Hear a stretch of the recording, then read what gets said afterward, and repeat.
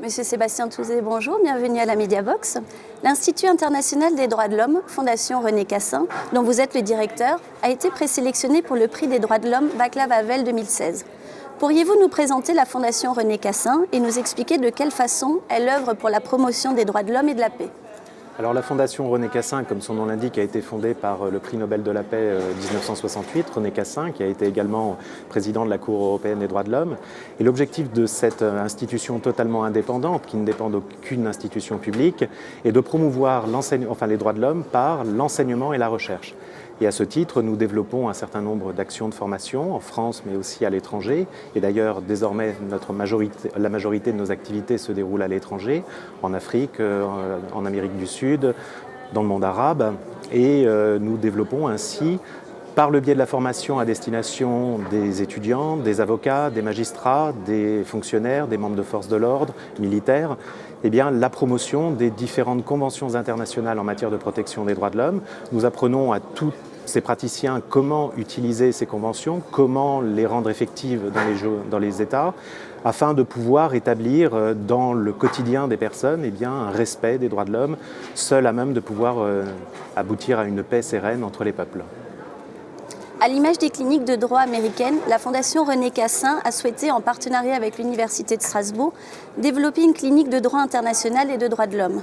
Pouvez-vous nous apporter des précisions? Alors, l'association entre l'Institut international des droits de l'homme, Fondation René Cassin et l'Université de Strasbourg procède d'une longue histoire commune, d'une part parce que l'Institut est basé ici à Strasbourg, mais aussi nous avons pu profiter de l'expérience et de l'excellence de l'Université de Strasbourg pour développer en effet un programme totalement novateur en France qui est la Clinique des droits de l'homme de Strasbourg. Cette clinique a pour objet d'immerger totalement les étudiants dans le monde actuel des droits de l'homme. C'est-à-dire que nous faisons travailler les étudiants, non pas en les obligeant à suivre des enseignements, non pas en les obligeant à travailler sur les bancs de l'université.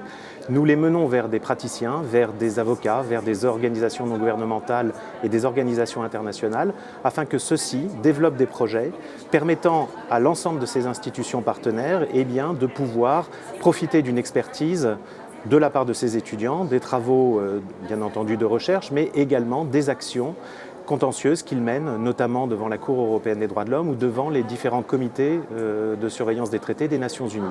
À ce titre, en effet, les étudiants sont amenés à travailler dans le cadre de tierces interventions devant les juridictions internationales.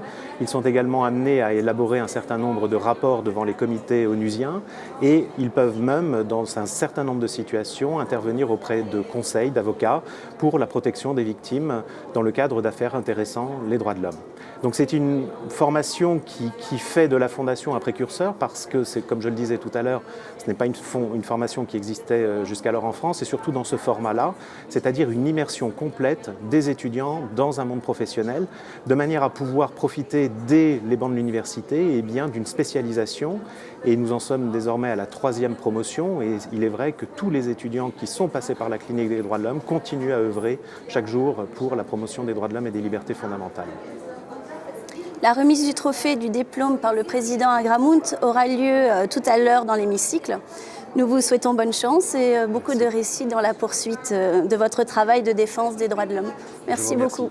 Merci.